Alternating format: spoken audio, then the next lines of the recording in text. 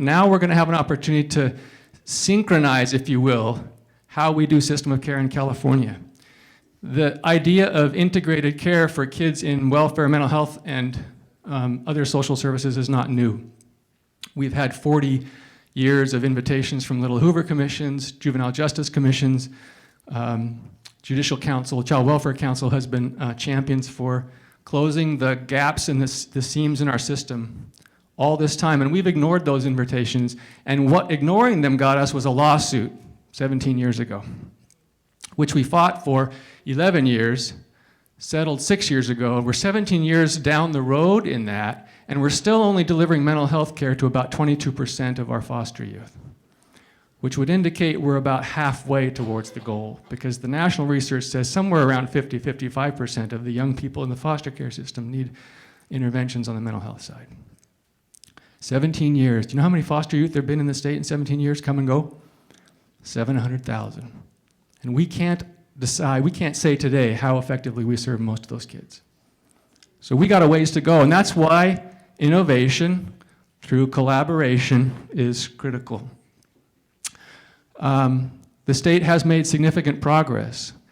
So it's not to say that we're not capable of change. Since 1997, we have half the number of juvenile delinquents in out-of-home care than we had back then. We have 42% decline in welfare cases in group homes that we had back in 1997. And it's due in large effort to a lot of these things. I have the AB 3632-114 transition in red because I think that, for me, that's a step backwards, because while that wasn't perfect, it did bind mental health and education together in a way that forced us to be in the sandbox. And what happened with 114 is in a lot of counties, we took our toys and we went home. And so that was a little bit of a step backwards. But all things told, after 20 years and all these reform efforts, we are getting better. And the continuum of care reforms give us an opportunity to get even more seamless, even more integrated. When we talk about integration, I'm going to tell you, I've spent the last 2 years working largely with the Department of Social Services and secondarily with the Department of Healthcare Services to figure out how to effectively implement the KDA reforms and the CCR reforms. And they're taking a pretty thoughtful approach. We'll talk a little bit about that. And you can't really change at just one level, right? You got to change at multiple levels. And that's why change within government is so difficult, because there are policy, management, and practice and community level changes. And you experience this when you've tried to integrate locally, right? Imagine in Sacramento, huge bureaucracies trying to figure out what this formula looks like. But if you do it properly, and you can cross all the youth-serving spectrums, and you effectively, thoughtfully, planfully execute, you do begin to create a tapestry, if you will, of a support network that will effectively intervene on behalf of young people in the system. And it looks a little bit like this: appreciation of Mike Lombardo, who years ago took a Placer County slide and put some arrows on it, and it looks a little bit more like a web, but a web can catch people before they fall. And that's, I think, the intent of when we put all our resources together in the same way and we figure out how to use them effectively, we have this rich organization that can serve kids. In our conversations at the state level, we've been asking some hard questions. And I bring these forward just to remind us, we have to start talking about how we engage kids and families, particularly in the welfare system, where young people, we know, if we don't serve them effectively, by the time they leave the welfare system, they go to one of three places. They go to jail, they go to homelessness, or they go to the sex trade. Okay? A recent study found that 65% of the adult sex trade workers in our country had spent time in the foster care system. Think about that number, 65%. I was sick to my stomach when I heard that number the first time, because as a welfare chief at that moment, I thought to myself, we are failing our young people in this country if 65% of the kids' lives we touch end up in the adult sex trade. We got a problem. And so we're talking about fixing that, and we got to fix that by asking hard questions. And my favorite of these 4 questions is, is it possible and valuable to let go of the control and the power that the system seems to demand from us? This is hard because the money we get and the resources we get comes with obligations. And we tend to think that we've got the obligation to fix it by ourselves. We can't fix it by ourselves. We've got to fix it together, and we've got to fix it with the people we serve. So much of the conversation about KDA implementation and CCR reform is about changing the way we see kids and families. And I hope you begin to experience this when you partner with your welfare authorities, that we're going to begin to see, if you haven't seen already, social workers and probation officers behaving differently with kids and families and seeing them as equals, seeing parents as experts for their kids and families, because without them, we cannot solve this challenge. Some quick thoughts about why we spend so much time at the state level integrating, because in some ways, the state's been imploring or inviting counties to collaborate, but the state has done little of this in the past, right? But it does have some benefits. I'm going to talk a little bit about some of those. This is a short list.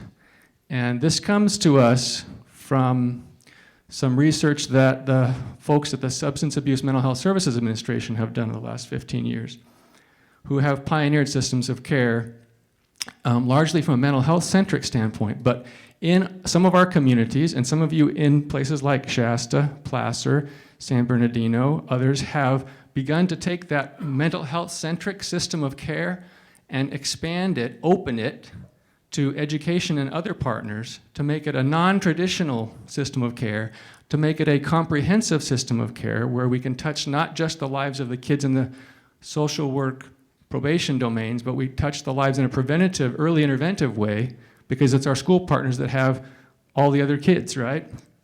The one that jumps out at me for the sake of our conversation today is that where we do, around the country, where we do system of care well, we got a huge dropout reduction. We cut that number in half, right? So if you have kids in school, that's a successful outcome because kids that are in school are going to graduate, right? Kids that graduate are going to go to college. They're not going to be in the delinquency system and then be incarcerated when they're 25. So there are payouts for everybody when you do system of care. The one I like best on this slide is that there's a positive impact for kids and families. We reduce the caregiver strain.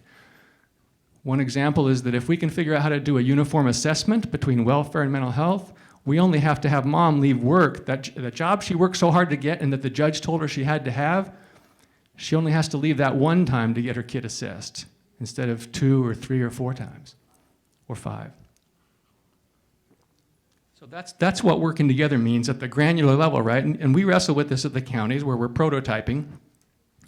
Our counties here today are prototyping this work on behalf of the rest of the state. The first thing we did 24 months ago when we talked to state partners about how to roll the settlement agreement, which had about 70 different elements in it, and how to take CCR, which had 19 different elements, each with some sub-elements into it. How do you make a synthesizing plan about that? Well, we had to have a logic model of some kind, and so our logic model has 4 pillars. We're going to build a sandbox, right, of sharing, because if you're playing with kids, you got to have a sandbox to play in. And so we have 4 anchors or pillars. We got to figure out how to share training and technical assistance. We have to figure out how to share both client data and system level data, and that's a big one. We have to figure out how to do oversight and accountability in a shared way so that we don't bureaucratize ourselves into the ground. And then we got to figure out how to do services in a uniform way, which is what an integrated core practice model is about, and I'll tell you a little bit about that because the state's making some progress. I love the definition of system of care, and I put it up here. Just ponder on this a little bit because I think this is what the goal is. I think this is what we're after. And the key word here is comprehensive, right? It's for everybody, and it's coordinated. So let me first, did I skip my slide? All right. I mentioned a second ago we're talking about power sharing with social workers and probation officers. I just got done training a large number of probation officers around the state. California will be the first state in the country to have probation officers who will be, if the county chooses, if your model chooses, you can train your probation officers to facilitate their own child and family team meetings. So we're taking guys and gals with badges and weapons and teaching them how to do family engagement. Riverside County is championing this. They have already trained their facilitators, and they've begun delivering child and family teaming processes facilitated by a probation officer. And it's changing the culture, right? It changes the way the family sees the system. It's transformative. If we don't talk about changing the power, what we do is we still set the family up for failure, right? Because we're doing all sorts of things to them, not enough with them. And so when we push the kid back home, which is the goal, we haven't effectively given the family the resources and the tools and the connectivity back to their community so that they can stay insulated, stay out of the system. So doing good family engagement lowers reentry, lowers recidivism, increases the number of kids the days your kids are in school, et cetera. The state's made a lot of progress. We have a data and information sharing agreement. Some of your counties may have opted into that. If you haven't opted into that data sharing agreement, have no fear. The state's not going to ask you for anything. They are going to share data with you that lets you cross-check your own realities, but I would encourage you to opt into that. The performance outcome system that the Department of Healthcare Services runs now has some foster youth-specific parameters in it. So they're beginning to measure cross-system now, right? So this is the healthcare services people who've never seen themselves as obligated to touch the welfare side are now having an assessment with counties and beginning to dig in from a welfare perspective. So we're crossing boundaries in a good way. Likewise, the Child Welfare Services case reviews have 2 elements in them that ask the welfare authority, are you making sure that mental health services are made available to this family? That's that whole KDA screening and assessment thing. So we're beginning to do the audit accountability service review piece in a cross-system way, which will effectively hold us to some shared accountabilities. These are small things, but they're critical things. If you haven't tuned into the integrated care technical assistance calls and you're in the welfare, probation, or mental health worlds, every first Wednesday of the month we have what used to be the KDA calls or the wraparound calls. It's a 1-hour call, and the unique thing about that is we have begun to introduce county peer-to-peer learning. And every month, almost every month, we host 1 or 2 counties. Sometimes you have participated in that already. But the real learning is happening not in Sacramento, it's happening on the ground, right? So by bringing peer-to-peer learning, you'll get a chance to see what other innovative things are happening at the county level. So tune into those calls. If you need to get on the listserv so you get an invitation to hear what's happening, let me know. And finally, we have a core practice model that will be, I think, ultimately game-changing. It's the biggest anchor to this whole conversation. What's a practice model? It's a single, unified approach for how kids and families are assessed, engaged, served, transitioned, and how their care is monitored across the state. And every state in the country has a welfare practice model. Some states have a mental health practice model. No state has a practice model that is connected those 2 systems. And no state would ever dream, I think, of having a practice model that touched all 3 systems for kids that are in the delinquency, probation, and mental health worlds. And if 90% of the young people in the foster care system have trauma, and 50 to 55% of them need mental health intervention, that's half the kids in the system. So why wouldn't we have a document that prescribed how we do care universally, telling a mental health clinician, a social worker, and a probation officer, we're going to behave largely the same towards this youth and their family. And California will be the first state in the country to have a cross-system, multidisciplinary core practice model. This is a huge step for the state. It'll be out later this summer. And it provides an opportunity for us to really reinforce the way we engage kids and families who are in multiple systems. It has 6 domains in it. And the operative question for this group might be, well, how can multi-tiered systems, where we've spent so much energy in the last decade in California building upstream early interventions for kids in schools, how can we integrate that process into a core practice model? Because we touch all the kids in schools, right? So it's an unanswered question. It's a question that we didn't try to answer in the last 2 years by design, because it's a really complex question that in Sacramento, my sense is we probably wouldn't be able to answer. But we can answer it locally. That's the beauty of this kind of convening, is that I'm confident that 2 or 3 of our counties today will figure out, how do you take that core practice model and make sure that education is beginning to be linked into that so that there's universal language and engagement processes for kids and families. Child and family teaming is critical. So we do family engagement education, right? We call it various things. In the welfare, probation, and mental health worlds, we call it child and family teaming, although it can have lots of different titles in various counties. But there's a fair amount of research about family engagement and the critical role that good engagement plays in successful outcomes. It's the single biggest predictor to mental health outcomes, right? It's not the competency of the clinician in terms of their knowledge base. The critical determination of successful mental health outcomes, did the family feel like the professional engaged them, trusted them? And there's great risk in the government owning child and family teaming. I've watched for 2 years as child and family teaming got designed and developed and now beginning to be implemented. And what we do in government, of course, is we bureaucratize that, right? We put all sorts of rules on it, all sorts of prescriptions. And so we're going to give a bunch of rules to social workers and probation officers and clinicians and say, here's how you do child and family teaming. And we're going to go, I got to check all these boxes, and I go back and do my documentation. And we're going to forget that in the moment with the kid and the family, none of that's going to matter to them. What matters is, did they connect with us? Did they trust us? And did they believe, did they know that we see them as competent for themselves and to make decisions on behalf of their families? But kids and families are much more likely to have successful outcomes if family engagement works. And the child and family team process and the meetings that support that process are the critical deliverable underneath CCR.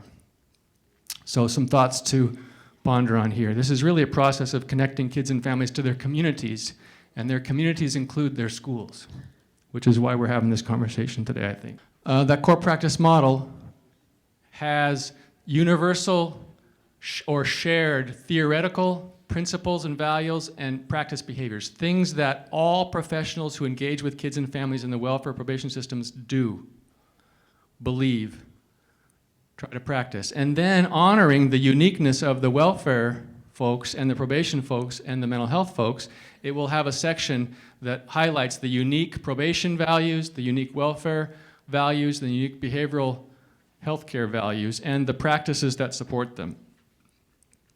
It's been a heavy lift, but it'll be a document that ultimately will anchor the uniformity of the care in California. And folks in Washington are paying attention. Brian Samuels, recently retired bureau chief at Administration for Children and Families, has acknowledged that our work in California is groundbreaking. So while it's hard, while it's awkwardly rolling out, it's changing the way the country will see integrated care from the public sector. I'm going to tell you a little bit about an opportunity that's coming with this reform that is really the principal purpose of my conversation with you this morning. But before we do that, there are inherent within that opportunity, that tool that's coming, two critical functionalities. One is the interagency leadership process that's required to build a system of care, and the interagency placement committee that functions underneath that. Interagency placement committees, how many of you have those functioning in your county and you go to them, or you have staff that go to them routinely? Wow, so only a few hands. So we have a problem, right? Because if we're not attending that place where our students who have the highest and most complex set of needs are having decisions made about them by the public agencies, then we can't participate and inform those decisions, and we can't support and guide the work for kids and families. So every county, actually on the welfare side and probation side, every county has to have an interagency placement committee, has had that for probably a decade or more. Underneath CCR, that process is enhanced and the bar is raised. So interagency placement is critical. And interagency placement groups are constructed usually of these kinds of folks. And in order to get into a short-term residential treatment program or to go to an out-of-state placement, you have to convene an interagency placement committee. You might call it something different. I love what Shasta calls theirs. Placement Prevention Review Committee or something of that nature. Don't you love that? We're here to meet, to mobilize all the resources the county has to prevent placement. It's not to approve the child and family team decision to send the kid to South Dakota. We're here to prevent that child leaving his community. That's the intent of the IPC, and that's the maturation of the reform effort. We will go from checking a box of the IPC approved placement to having a conversation of caring adults who are going to mobilize every resource possible to keep this kid in his community. Secondary to that, or administratively overseeing it, is the interagency leadership team. How many of you have a group of deputy directors or department heads that meets routinely in your county to talk about kids and families and coordinate their care? Napa, good, I see 4 or 5 counties. You're going to need this. It's critical for lots of reasons. It's where the decisions get made about how you share. It's where you decide what toys belong in the sandbox and what toys probably don't. And it's where you talk about how to leverage human capital. It's where you work out the details of how you're going to co-locate, because there's value in co-locating. It's where you talk about that next great grant opportunity. How many of you have JAG dollars that are touching your kids in your community? Your law enforcement partners have money that's for community policing. And often it comes with the obligation that they deliver substance abuse or mental health or some kind of early prevention diversion service within that. But they do it on their own because they don't get connected through this kind of process. We have an opportunity and a coming obligation under CCR to convene these kinds of conversations. In the interest of time, I won't talk about all these. Some of you are in the room and could talk about these, and I'm sure we'll hear about at least San Francisco's potentially. The thing that intrigued me the most, just 2 weeks ago, I was at a conference here in Northern California and heard Irvine Unified School District talk about their collaborative. A couple of schools, I don't remember how many, but she's a school person, she's an associate superintendent, she's talking about this collaborative of early services that they're building in Irvine, and she kept talking about system of care. And so I talked to her afterwards, I said, so is your mental health partner involved? She goes, no. I said, so tell me about your system of care. She goes, it's the SAMHSA model for system of care. And so I thought, good on you guys, because she's taking a mental health architecture system of care, as it's practiced in lots of jurisdictions all over the country, not very much in California. It's that whole comprehensive thing, and she's locating it within one school district. She's borrowing, she's learning from the innovations of her mental health partners and building an architecture within Irvine Unified. The ramifications of that are many, but I thought good on her for thinking outside of her own box of the models and tools that her educational training brought to her. She's borrowing the learning from other folks. There are some challenges to this conversation. When we build local collaboratives, you will encounter people in your sandbox or adjacent to your sandbox who will say, well, we've always done it this way. Those folks are going to be helpful to you because they're the pathway to team members who have rich history about how you deliver services in your county, but who probably need some help and some education, some knowledge about how we could do it more collaboratively. Another challenge is that we have inflexible federal funding architectures in both Sacramento and Washington. The federal welfare funding allocation is rooted in 21-year-old ideology now, and the feds have tried to change it 4 or 5 times, and Congress never can get it done. And I'm not sure they ever will get it done. In some ways, we don't really care anymore. Because in California, you heard Toby say, right? We do have a richness of funding. We'll talk about that this afternoon. I don't make friends when I say this out loud, but there's no shortage of funds when you're all in the sandbox together. It's true. And the research on investment we just talked about prove it. Because communities where you do integrated care around the country, they don't have accessibility capacity issues. They can meet the needs of all their kids because they're sharing toys. I was first reminded this, I first learned this lesson as a 7-year-old in Oakland.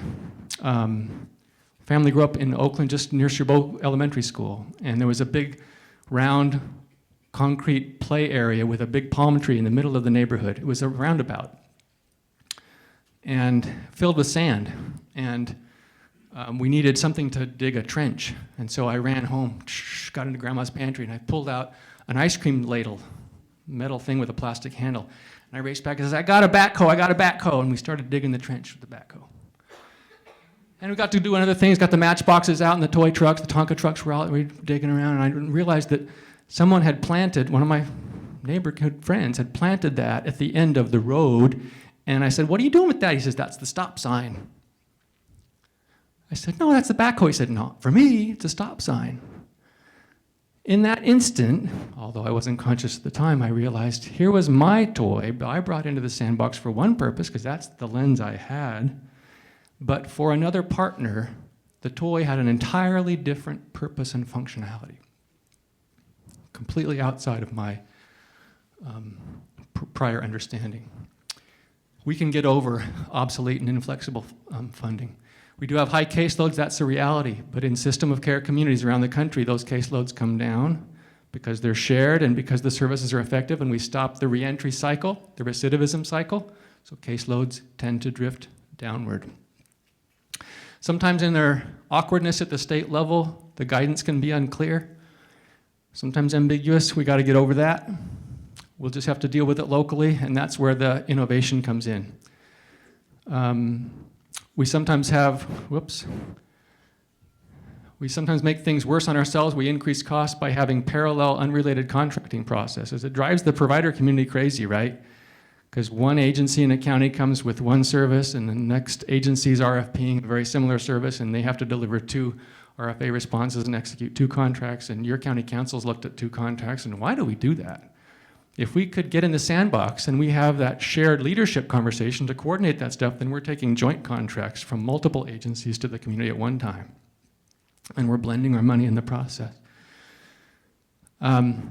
Wonderful managed care partners now in California the last 3 years. You heard Brianna, who's probably the preeminent voice maybe in the country in terms of effective managed behavioral health care. But it's a new structure in California, and it's separate, and we got to figure out how to connect it. We got to work through that. And then, again, back to the federal funding. We don't fund prevention typically very well in our country. So we got some adaptations underway at the state level. We're going to be doing some connecting in terms of states and counties to the data and outcomes. That's really an awkward conversation. The state's working tirelessly. DHCS in particular is dedicating just incredible resources to try to figure out how to take timely outcome data and make it available to themselves and their partners. But it's a hard conversation. Sometimes we can do it better locally, but we do need them to do that. There'll be expanding roles for youth and parent partners at the state level. CDSS has in the last year hired a former foster youth as its ombudsperson, first time I know of in the country. It took some risk, right, for a CDSS director to say, you know what, we're going to take a former foster youth who grew up in Humboldt County, and we're going to give her a bureau. She's in charge of a whole bureau within the Department of Social Services. It's cutting edge stuff. It's sharing power. We got to figure out how to crosswalk the oversight and accountability efforts so that we can save some money, because we spend all sorts of money doing redundant processes at the state between departments. And that's money that could go to kids and families or could go back to schools for early intervention services. If we can figure that out, we'll really be making progress. So here's the good stuff coming to counties, all right? So let's spend the next couple minutes, I know I'm short of time, talking about these. There's an education toolkit coming. There's a work group underneath CCR that a couple of education experts have been at. Heidi's here, some other folks. In the next year, we hope to have a toolkit posted on a webpage somewhere for kind of educationally related tools underneath CCR, so watch for that toolkit coming. There are happening now, and for the last year and a half, what they call regional information transformation exchanges. These are regional convenings where county teams are now coming together, just like this, to talk about implementation of cross-system work, or CCR related. But over time, that's going to evolve, because CCR is going to lose its potency, right? It'll become just another piece of legislation that was done. And we'll be talking more in a more mature, integrated way about what's next in terms of collaboration. So education partners at some point will want to be tuned in to when that opportunity involves those conversations. Talked about the core practice model. There is an integrated training plan. The state is sharing training money now between 2 agencies in ways that it hasn't before. First time in our history, I think, we're taking 4E training dollars in welfare and making them available to the Department of Healthcare Services so that they can train effectively on therapeutic foster care, because that touches the lives of our welfare kids. Haven't done that before. Okay, so what's in the MOU? Did I mention the MOU? Underneath this whole process, there's an opportunity to have, hang on one second, a document that binds us together. Everybody has an MOU. Most of the MOUs that we have in California for kids and families are kind of program specific or single population specific.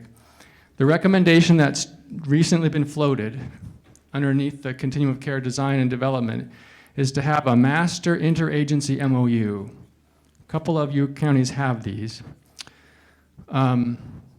And while MOUs are just words on paper and they're not new, what's different about this is that the suggestion to make this master MOU apply right now in this point in time in California came not from some renegade consultant at the state saying, we need an MOU. It came from our three associations, behavioral health directors, welfare directors, and CPOC, probation officers of California said, we need an MOU.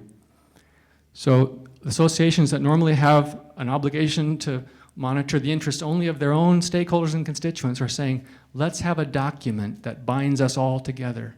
And they're talking about legislating this. They're saying, who could we get to draft legislation to force the MOU on counties? And so while the MOU at this point might be limited to just welfare, probation, mental health, foster kids, the opportunity locally is for you to say, wait a second, if we want to do prevention, early intervention with our school partners, why wouldn't we have them part of our MOU? Some of you have already done this. San Diego County has a beautiful MOU to share information so they can get way upstream with kids and families.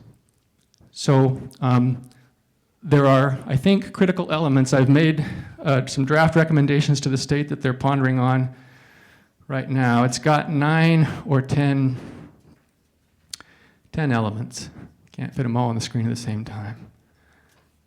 That interagency leadership team process, so in the MOU, you're going to decide how our leaders get together. You're going to decide how you use that interagency placement committee. You're going to decide how you comprehensively but together draft policy, coordinate, monitor care for all young people in our county. If your county's ready, if your collaborative is mature enough and you feel like developmentally we're at a place where we could invite the SELPAs into our MOU, let's do that, right? Uniform screening, assessment, entry to care, single unified service planning, practice model, recruitment and retention and resource families, therapeutic foster care.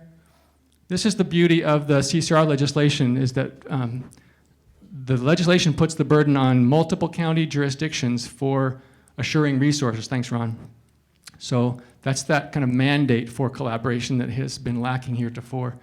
Information data sharing, quality management, provider licensure, quality oversight, and recruitment, training, and cross-training. One of my richest experiences in Placer was watching that kind of organic transformation in the 10 years I was there. My first assistant director had grown up in the probation world, was an accomplished probation manager, had run the JDF and done lots of other things. But in the opportunity to enrich the system of care, he stopped working for the Department of Probation and began employment with the Department of Healthcare Services to be my assistant director. Did that for a short time, and then an opportunity within the County Office of Education came up. So we, in effect, exported the richness of his probation and his human service experience into a new position with the County Office of Education, where he's transformed in many respects and pioneered much of the early multi-tiered systems works around the state. You know, because he's Mike Lombardo, right? That's the beauty of cross-training.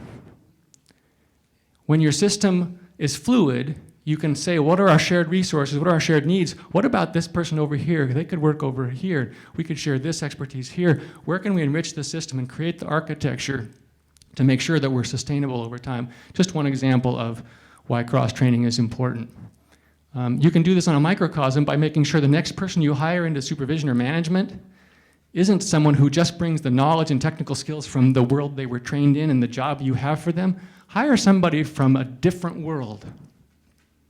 Go get somebody with private sector experience in behavioral health care, or who's run a nonprofit social service organization. Bring them into your world. Apple, Google, they do this all the time. They make sure they hire people from different worlds so that they can have this richness that we're after. Where'd my clicker go? I think I'm out of time. Oh, those aren't my slides. That's why it won't advance. That's my handout. The big picture takeaway is the community of care reforms give us an opportunity locally to get on the same train or get in the same sandbox with welfare, probation, and mental health. They're now obligated to share in new ways. Do you as a county want to expand that and include SELPAs or the county office so that we can get upstream? It'll take some work, but that's the maybe once in a lifetime opportunity that has that's before us as a state. Final takeaway is that the best solutions are local, right? We cannot wait for the state to solve problems for us. That's why you're here. That's why this is a passionate group. We need them to remove obstacles and create vehicles for us, but ultimately the real solutions happen here locally.